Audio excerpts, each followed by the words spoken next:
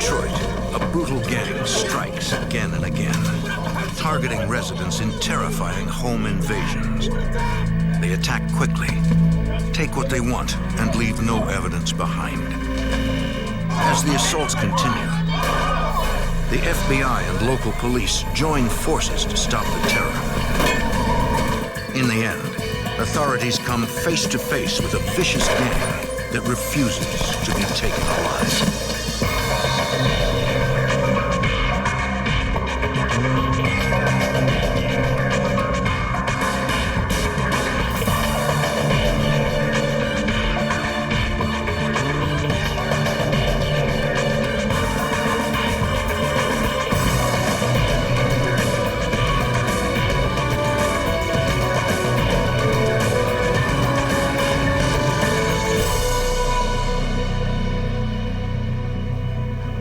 In the 1990s, neighborhoods in Detroit were terrorized by a gang of robbers.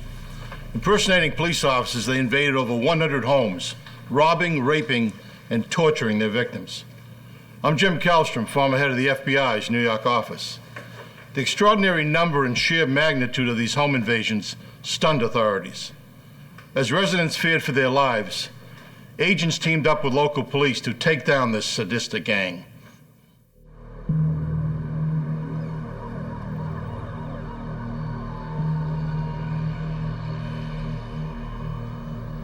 Detroit, Michigan, February 1994. In some neighborhoods, narcotics trafficking is a way of life, and drug busts by the local police are routine. This raid is anything but routine.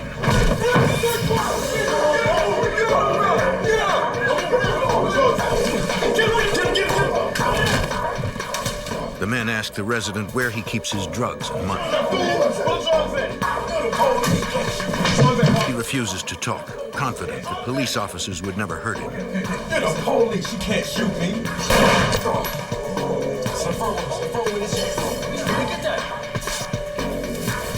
Hurry up, yo! Hurry up! Wait, I got it. Yo, hurry up, hurry up, let's go! Hurry up! We got it! Hurry up! We got it! Come on, man, let's go!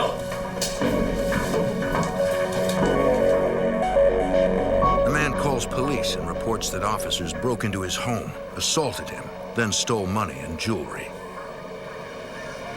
The patrolmen know the resident is a local narcotics dealer.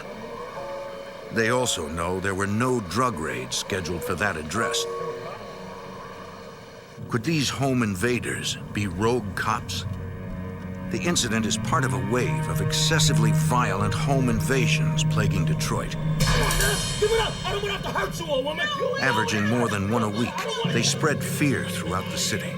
Give it up! The invaders leave no useful evidence behind.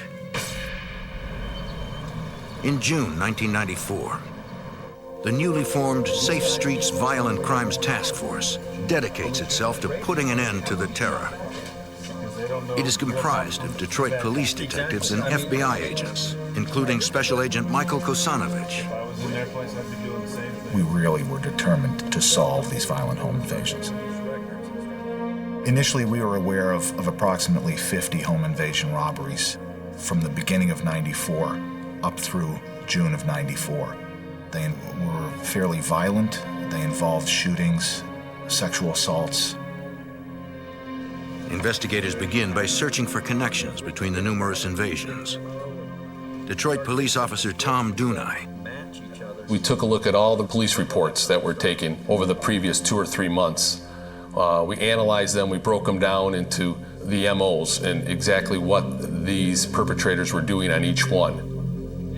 Investigators identify a recurring method used in the attacks, according to Special Agent Bob Pertuso.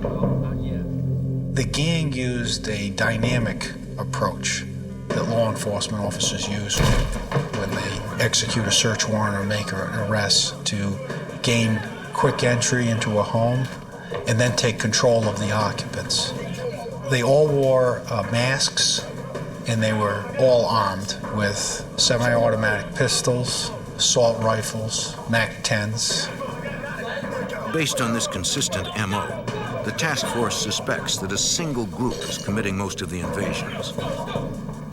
We were able to narrow this down to, yes, it was a gang of about anywhere from 4 to 8. The descriptions all fit the same. Their MO was the same. Everything was the same on almost every home invasion. To gather more first-hand information, investigators re-interview the victims of the home invasions. I understand you had some excitement here the other day. They learn that most of them are involved in narcotics trafficking. FBI Special Agent Michael Kosanovich is not surprised that dealers are reluctant to talk. They don't want to reveal the fact that they were selling drugs or conducting illegal activity out of that residence. Detective Sergeant Tom Barry tells the dealers that the task force has no interest in busting them for narcotics. People are getting raped. They're violent. We don't care about the drugs. We need your cooperation. About 90% of the time, the drug guy come on board. You come on our team and say, hey, I deal my drugs. I know that's not right. I'll tell you what I know about this case. Pose a gun at me, and I'm like, he's a cop, you know. Investigators discover that some home invasion victims are not drug dealers. These sometimes elderly people, they're panicking, they're crying, they're begging. Got guns to the side of their head. Where's the dope? Where's the money? Where's the dope? Where's the money? There isn't any money. There isn't any dope. The gang has simply hit the wrong house. Realizing that there are no drugs or money, they turn violent. Did they ask you? We heard all the horrible stories of the torture, 80-year-old women, pistol whipped, hit with the butts of shotguns. FBI Special Agent Martin Vandervliet. What really bothered us the most were the sexual assaults of the females who were present on 6 of the home invasions. One in particular, a mother and her 15-year-old daughter, were raped simultaneously by 2 members of the home invasion group.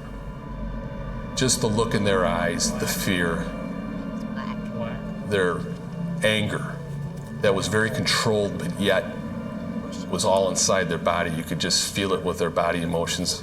I'm so sorry. The little girl, without saying it, just through her eyes, she said, please help us. Please help us. And that hit me. And that look in that girl's eyes will stay with me for the rest of my life. We told her that we would do anything in our power to bring these guys to justice.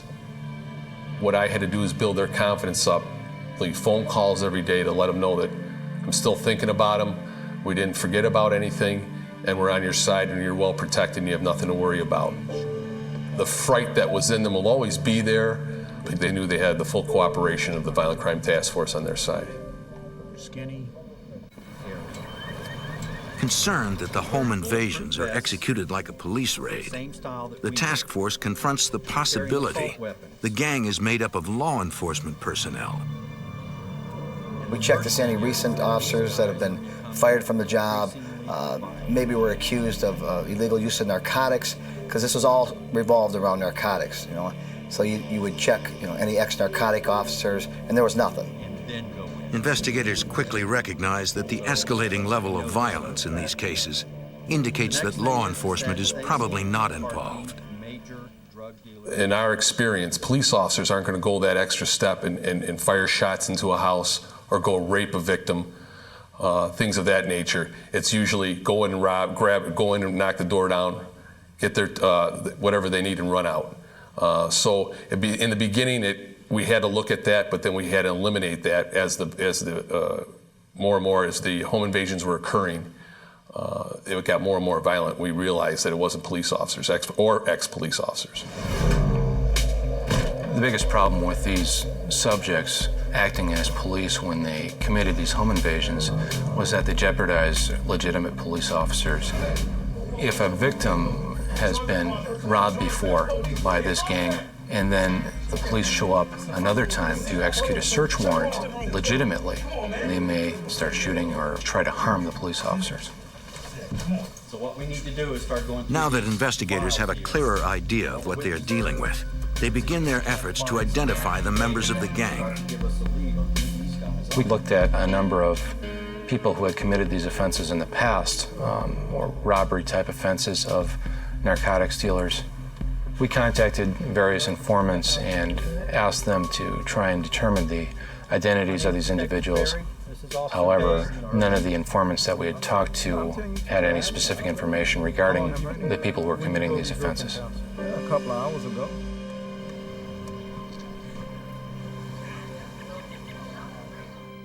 Over the next month, the home invasions continue, but the task force makes little progress.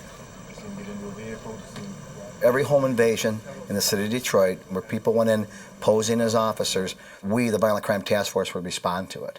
So we got first-hand information, try to get a feel, are these our guys, are these not our guys, why are they or why are they not? Investigators carefully process each scene, but can find no evidence. Everything we did, we weren't getting lucky. We needed a break.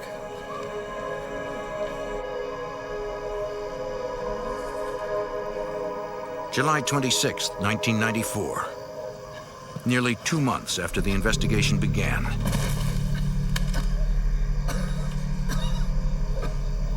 Detroit police respond to a call about shots fired. They find a barely conscious man with multiple gunshot wounds. He has a gun, police jacket, bulletproof vest, and a ski mask. The clothing matches descriptions of home invaders given by prior victims. Police call for an ambulance. Officers alert the task force. This could be the break they need. Here's a guy, he's got a gun on him, he's got a police vest on. And my only hope at the time was, please don't die. Please don't die. Agents rush to the hospital, hoping the man pulls through. In Detroit, a joint FBI and police task force tackles an epidemic of violent home invasions perpetrated by an elusive gang who uses police-style tactics.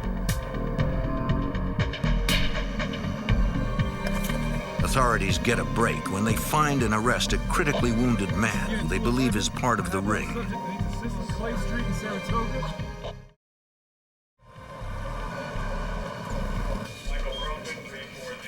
FBI agents go to the hospital to question the suspect.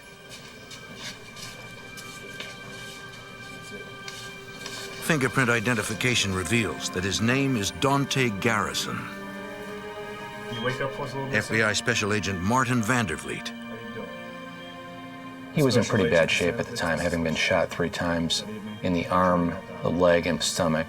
Don't talk to us. We're not going to be able to do anything to get He said he was aware of some robberies which had occurred, but he didn't want to go into specifics at that time.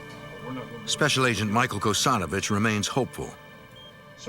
We were encouraged by the situation, by our analysis of his emotional status, and the fact that we felt he's probably at some point going to cooperate if we can work this right, if we can talk to him and reason with him. At Detroit Police Headquarters, the task force discusses strategies for persuading Garrison to cooperate.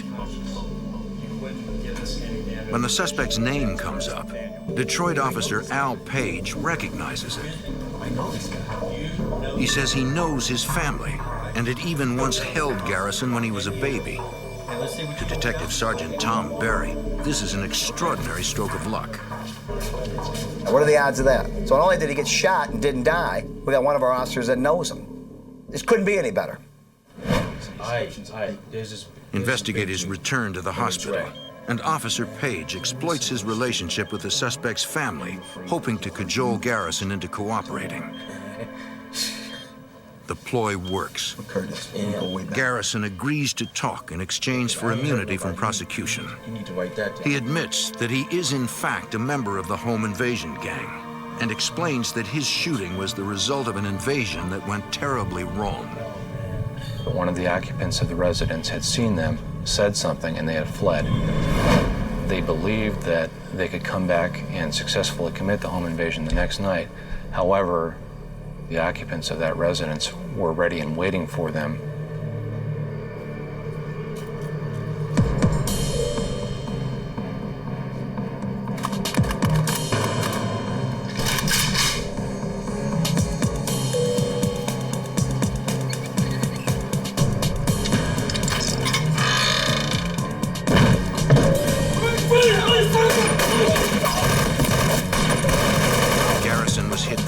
times. The gang fled, leaving the wounded Garrison to fend for himself. Special Agent Bob Pertuso. And that was the difference between these criminals and law enforcement. A law enforcement officer would not leave a fellow officer shot in some backyard. Knowing Garrison is in poor physical shape, the task force keeps the interview short. They need to keep him healthy. He was eventually moved out of the hospital and allowed to recuperate at home. Once he became capable of moving around without any assistance, it was decided that we should take him to an off-site location to have him fully debriefed. The FBI secretly moves Garrison to a safe house outside of Detroit. Investigators inform him of the potential consequences of cooperating with the task force, according to Detroit police officer Tom Dunai. We let him know that there is a real risk of him losing his life if these guys ever found out that he's talking with authorities about what has occurred. And he wanted protection to make sure nothing would happen to him, and naturally we gave that protection to him and let him know his name wouldn't be brought up until the day of court. The way it worked. During intensive interviews, Garrison reveals that the gang has several more members than previously suspected. As it turned out, it wasn't the same group of individuals who were committing these home invasions every time. It might be from 3 to 10 members. And it really depended on who was available when the call went out, who could respond to commit that home invasion that evening. If they were available, they would go. And if they needed money, they would go. If they didn't need money, maybe they might stay home that night. He's like, Garrison divulges that 2 career criminals control the gang. real big, muscular. Obie Carter and Andre Woods. Obie and Andre Woods directed and determined which targets would be hit and which individuals would go on specific home invasions. Once a residence was targeted for a home invasion, Obie Carter would page all the gang members that were going to be involved that night. A few of the members would go out and conduct some surveillance on that location. They would try and identify residents, how many, ages. They would return back to the gang, debrief everyone, and then meet again later that night to actually conduct the home invasion. Garrison reveals that Andre Woods actually stages mock-up raids for training purposes. Andre Woods had taken the gang members to vacant houses to practice police-style raids, so that they would be familiar with techniques as far as how to make entry into the residence. They would enter just as the police would enter to secure it. Once the residents are neutralized, the gang interrogates the victims. According to Garrison, Woods is extremely violent. He rapes some of his victims and tortures drug dealers when they won't talk. Every week, every 2 weeks. A lot of times, if the victims would not tell them where the money or the drugs were, they would physically beat them or shoot them until they were willing to provide that information. Garrison describes one home invasion in which the gang tortured an elderly drug dealer. They put the guns to him. Where's the dope? Where's the money? I don't know what you're talking about. I don't know what you're talking about. They shot him in the leg. And he's in agonizing pain, and they're just hammering him again. And they didn't want to kill him. They wanted him to tell them where the drugs and the money was. Shot him again in the leg and said, "Hey, MFer, where's the drugs? We know you got the drugs. We know it's here. Where's it at? Give us, or you're gonna die, you're gonna die, you're gonna die." And they shot him again. They told him where it was at. Got their money, got their drugs, and they're on their way. Once a home invasion was complete, they would return to the predetermined location. The money would be divided evenly among the members. Any valuables that someone was able to pick up, it was theirs to keep. Gang member and drug dealer Chris Allen would handle the stolen narcotics. This is prime weed, baby. It was Chris Allen's responsibility to take those drugs out on the street, sell them, get the money for those drugs, and divide it evenly among the members. It is also Allen who would suggest who to target for their home invasions. Allen provided a lot of intelligence to the gang members as far as who would be good people to rob. Based on his knowledge of their narcotics dealing, he knew that they either would have drugs or money present when the gang went in. Agents are impressed by Garrison's detailed recollection of past crimes. We knew that this was the jewel. He was the break that we needed to make a significant impact on all these home invasion robberies. Although Garrison's cooperation is critical to the investigation, it is unlikely that his testimony would stand up in court. It would just be his word against theirs, and that would not be sufficient to prove beyond a reasonable doubt that these individuals were guilty of these crimes. We needed admissions from these people, or we needed to catch them in the act of committing a home invasion to be certain that they would be locked up. Authorities must hit the streets and find a way to take down this violent gang. Detroit police and the FBI work to shut down a dangerous home invasion gang.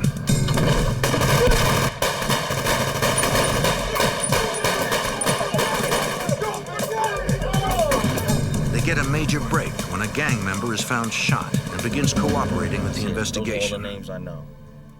You know where they hang out? What neighborhoods they live in? Nah, man, they wasn't like my boy. A joint FBI police task force begins using the informant's information to identify more gang members, according to Special Agent Martin Vandervliet. A lot of them had criminal histories that matched up with what was occurring. We felt they were likely involved in this based on that. And we went out and did physical surveillance of their residences and could see that they were associating with other members of the group. Although investigators have received detailed information about the gang's infrastructure from their cooperating witness, the task force needs more evidence to build their case. Authorities show photo lineups of the suspects to the gang's victims, hoping they can identify their attackers. Take your time. Detective Sergeant Tom Berry. The bad thing that we ran into is the victims could not identify them. They were in masks. Everything went by in a flash. They put them down on the floor. They could not identify them. Another set. The inability of witnesses to pick out their attackers hurts the case. Take your time. Special Agent Michael Kusanovich. No. We don't have enough information to conduct search warrants, to make any arrests. All we have is one individual who's providing information. What we're now looking for is additional fresh information to allow us to go further in the investigation. The task force asks a federal judge for permission to use wiretaps. If they can prove that there is an ongoing pattern of felonies by the gang, they can take down the entire organization on federal racketeering charges. And apparently he's also one who has trained gangs. A few days later, in the early morning hours of September 4th, 1994, police respond to a report of shots fired at an illegal after-hours gambling house. It is owned by Andre Woods, one of the gang's leaders. They interview witnesses and piece together what happened. At 4:30 in the morning, Andre Woods got into an argument with a few of the gamblers. It got out of hand. He didn't like, they disrespected him. Gunned him down, cold blood. Just wiped out, 4 human lives in a second. He just kind of walked out. That's just the way he was. Got in his Mercedes-Benz and took off. The task force provides Detroit Homicide with information on Woods and his car. Homicide detectives use the information to alert law enforcement nationwide in an all-out effort to find the fugitive.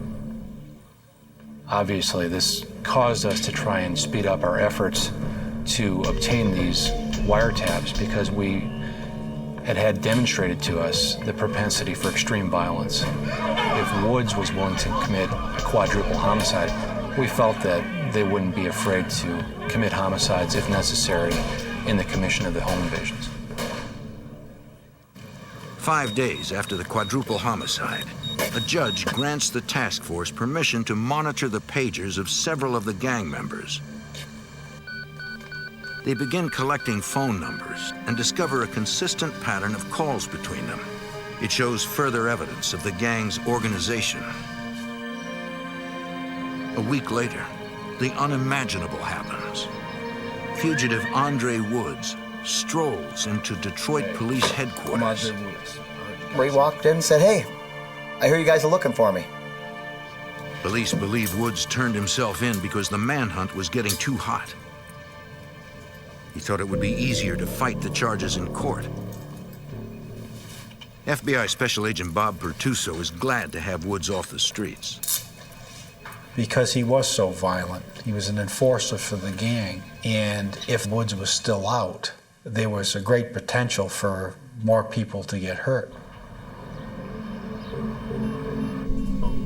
A week after Andre Woods surrenders, the task force uses the evidence from the pagers to get its first telephone wiretap on the remaining gang leader, O.B. Carter.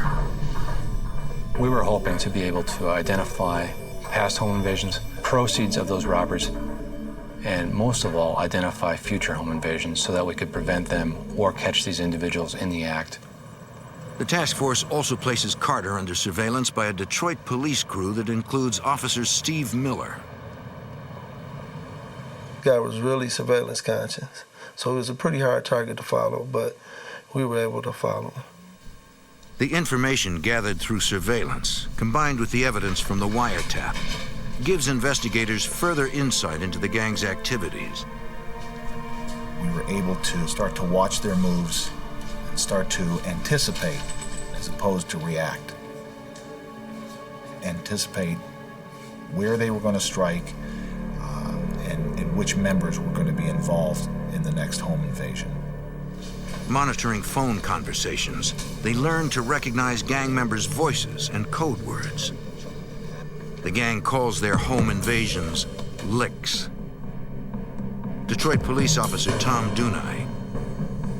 After we kind of knew that they had just got done with a lick, they all get on the phone and start talking about it and laughing about it and telling how much money they got out of a certain house or how many guns they got out of a certain house. Then they would talk about narcotics that they got out of the house. From these intercepted details of the crimes, investigators are able to connect the gang to specific home invasions.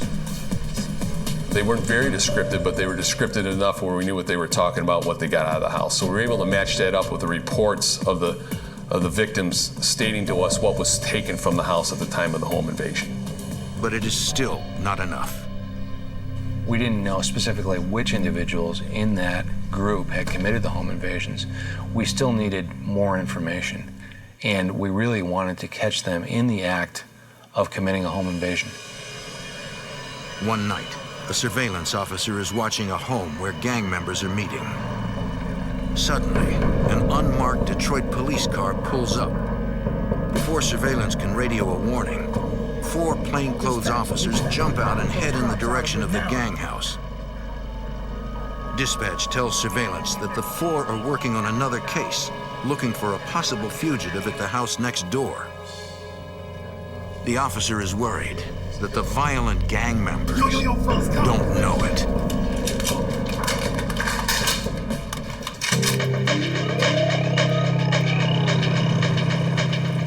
A Detroit plainclothes arrest team approaches a house, unaware that a vicious gang, armed with automatic weapons, is in the house next door. Yo, fellas, cops! Get ready. An officer assigned to surveil the gang watches anxiously, not knowing if the gang will think the officers are coming for them and open fire.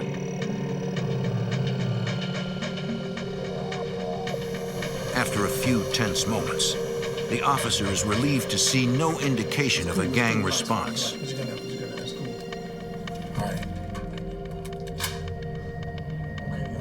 Go ahead, play cards, man. Go ahead, man. Take your time.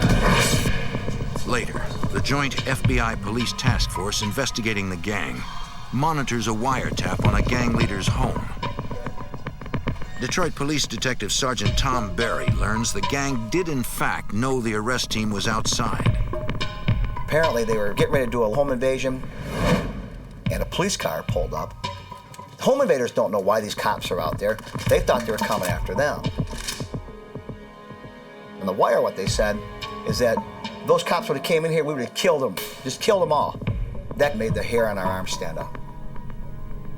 Detroit police officer Tom Dunai is even more determined to get the gang off the streets as soon as possible. We started getting enough evidence on these guys via the wiretap that we decided that before somebody actually gets killed here, we need to do something quickly. But investigators need direct evidence of the gang committing a crime to ensure convictions under federal racketeering statutes.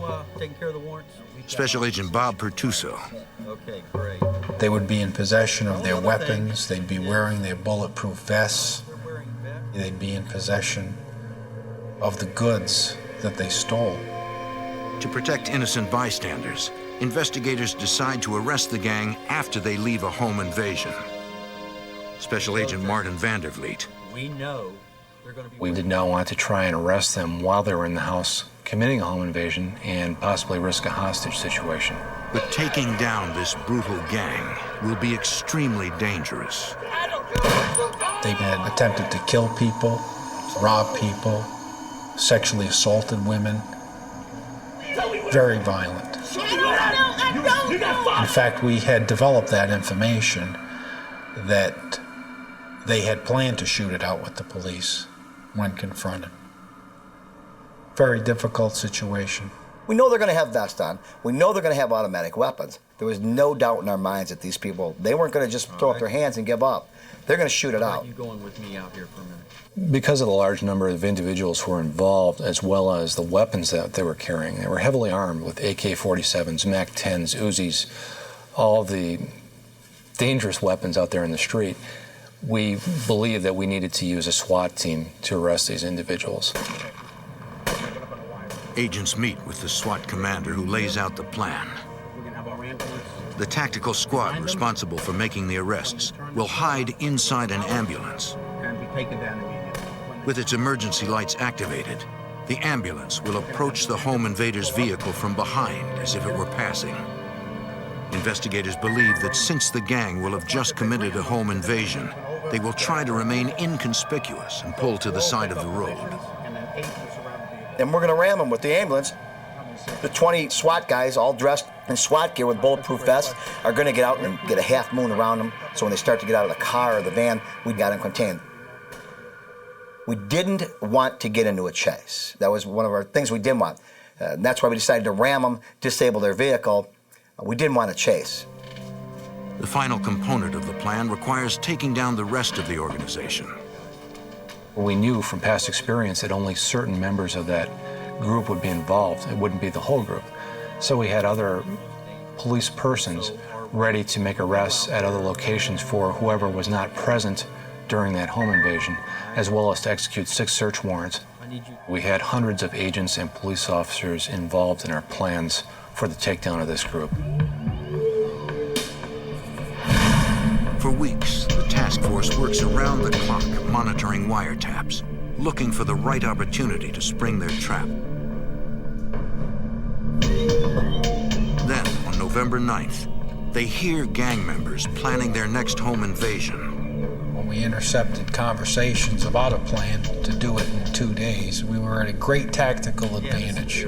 We had our federal search warrant signed. We had the assignments to conduct the searches, and of course the tactical people were actually going to handle the arrest.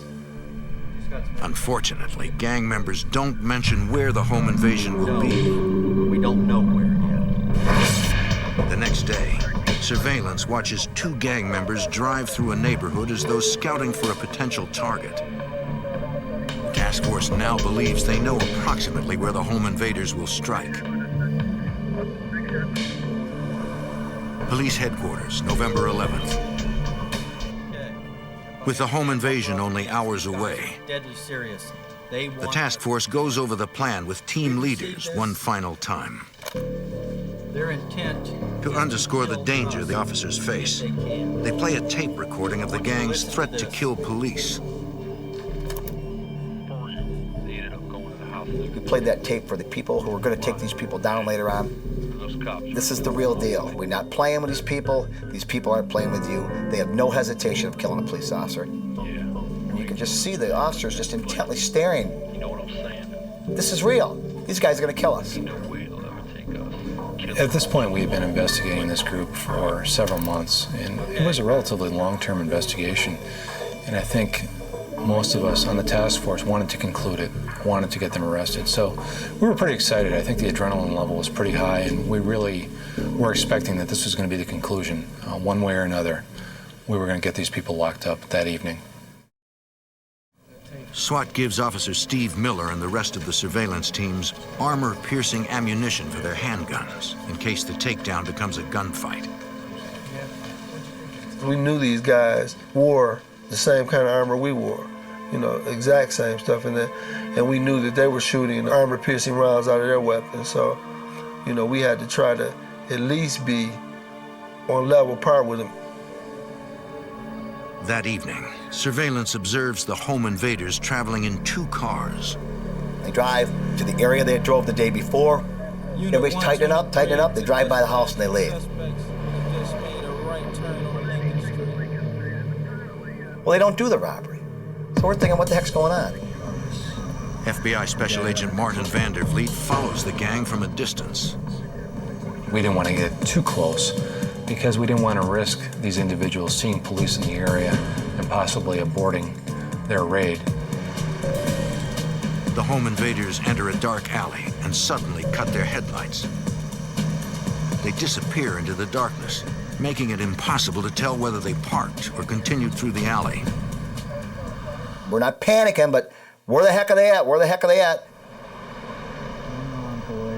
Police cannot move in for a closer look without potentially blowing their cover. If the home invaders get away, they will be free to commit another heinous crime. The FBI and Detroit police tail a gang of violent home invaders, hoping to catch them in the act. Authorities are anxious to bring closure to a 6-month investigation. Here we go. I'll be cool. Yeah, just lay back here. Lay back here. Just be cool. But when the home invaders cut their headlights, police lose them.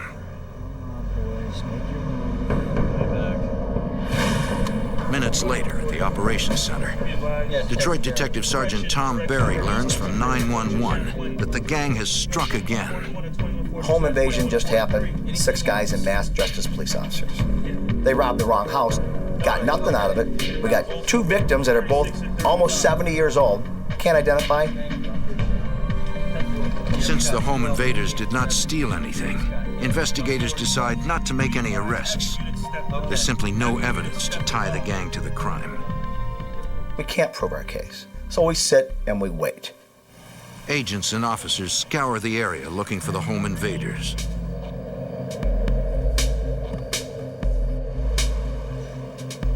A Detroit police surveillance officer doubles back to the gang's meeting place, thinking they will return there after the invasion. When he arrives, he sees them coming out of the house, dressed in their raid clothes and getting into a van. It appears that the gang is heading out for another robbery.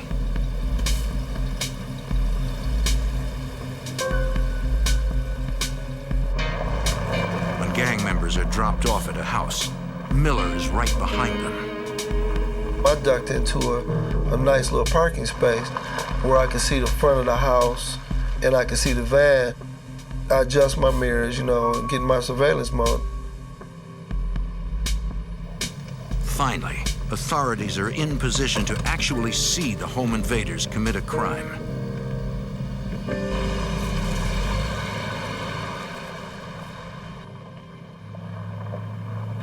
So the game plan was, they do the robbery, we can't stop it. If we go in, you risk hostages. We don't want hostages. We want nobody to get hurt.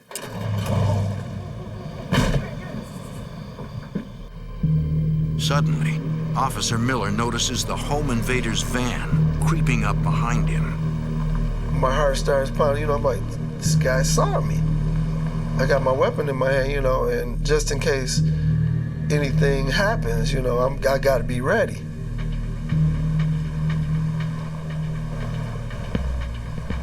He just cruised by me. The van pulls up to the house. These guys came running out, just all kind of stuff in their hands, and they all jumped into the van. With a confirmed invasion, the task force puts their arrest plan into motion. Now we're ready to go. Now we're going to take them down. We turn it over to the SWAT team. An ambulance loaded with SWAT personnel approaches the gang's van and attempts to disable the vehicle by ramming it. But at the last second, the van speeds up and the ambulance cannot make a strong hit. The van, which has more horsepower, easily gets away from the SWAT team.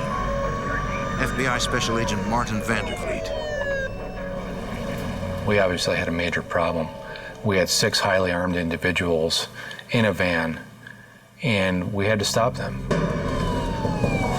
Surveillance teams begin pursuing the van, knowing the chase will likely end in a gun battle. FBI Special Agent Bob Pertuso. Whenever you have armed robbers running from the police, wearing bulletproof vests, armed with automatic weapons, once they broke through the attempts by the police to stop them, there was going to be a confrontation, absolutely. Officer Miller and the other pursuit vehicles continue to chase the van through the streets of Detroit. Suddenly, the van's rear doors open and the gang begins shooting at law enforcement. A SWAT sniper inside one of the chase cars returns fire.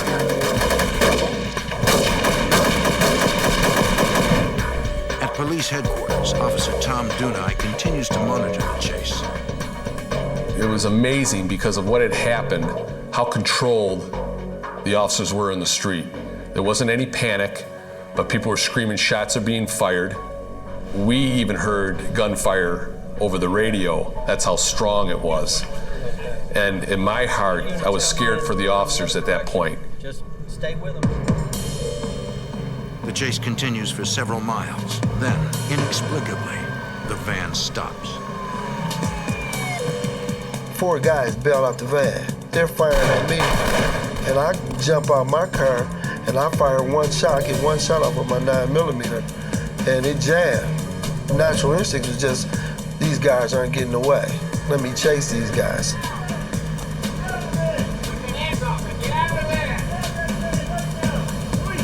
SWAT officers order the remaining 2 home invaders to exit the van.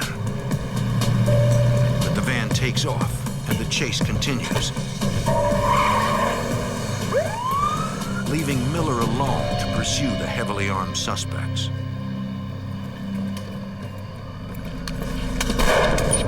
It was like I could feel the bullet going by. To this day, I can't explain to you why I didn't get shot. I say, okay, police, we got you surrounded, come out. Miller thought other officers were following behind him. He suddenly realizes he's all alone. And it's like a ghost town. I mean, nobody there. Even worse, he does not know where his attacker has gone. The FBI and Detroit police engage in a running gun battle with a violent home invasion gang. Officer Steve Miller narrowly escapes an ambush. When backup arrives, Miller begins searching for his attacker. We start going up eastbound on Pasadena, just checking. Sure enough, get about 5 houses up, and this guy is laying face down. So I'm like, okay, get up, get up. And, he wasn't moving, kind of lifeless, so I greased around the field, to see if I could get a pulse from him. He's dead. He's dead. He's later identified as Obie Carter, the gang's leader. A subsequent autopsy concludes that Officer Miller's first shot, an armor-piercing round, punctured Carter's bulletproof vest and fatally wounded him.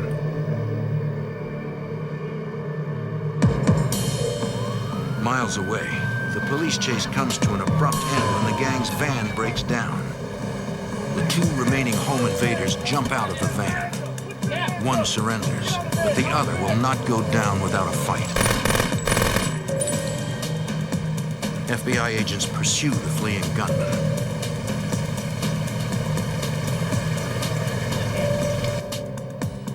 Searching down a dark alley, Special Agent Bob Pertuso sees a dark shape and carefully approaches. The getaway driver was lying on the ground. He had been shot a number of times. The agents call for an ambulance. The getaway driver is taken to a hospital and, against all odds, survives. Following a series of fierce gun battles, the task force assesses the casualties. Hundreds of shots were fired. Incredibly, no one on the arrest team was hit. Our plan worked. Unknown or injured. Did not anticipate the high-speed chase and the violent confrontation, but it happened. It was dealt with effectively. But only 3 of the 6 gang members involved in the chase have been apprehended. Detroit police officer Tom Dunai tries to locate them. Detective Barry here. What I had done was call local hospitals to find out if anybody was admitted with a gunshot wound. And we called around a few hospitals. We had a hit at one hospital, and they says, oh yeah, somebody just came in with multiple gunshot wounds. At the hospital, Dunai confirms the gunshot victim is one of the fugitives. As the search for the remaining 2 gang members continues, FBI agents, the FBI SWAT team, and local police serve search warrants on 6 of the gang members' houses. They find critical evidence, according to FBI Special Agent Martin Vandervliet. Well, we found a lot of evidence that had been taken from robberies, including specific items of clothing, jewelry, and then we also recovered a great amount of weapons. A lot of the houses would have 3 to 5 guns in them, as well as ammunition, vests, pry bars, masks, and other things. At Detroit Police Headquarters, Detective Sergeant Tom Berry questions the captured members of the home invasion gang. He lets them know they are facing long prison terms and that those who cooperate first may get reduced sentences. Probably 95% of them told us exactly what happened. That's how we were able to identify the rest of the gang, the rest of the peripheral players. Over the following months, the task force systematically arrests gang members. In the end, a total of 29 are convicted and sentenced on federal or state charges in the biggest home invasion prosecution to date. This particular task force, it was the first major task force between the FBI and the Detroit Police Department. We wanted to do a good job for those victims. We made a difference. We really made a difference to the city of Detroit. We did make it a safer place. Well, it just goes to show you that when law enforcement agencies can work together smoothly with the right people, anything can be accomplished. Thanks to the collaborative efforts of the Detroit Police Department and the FBI, the violent home invaders gang is dismantled forever.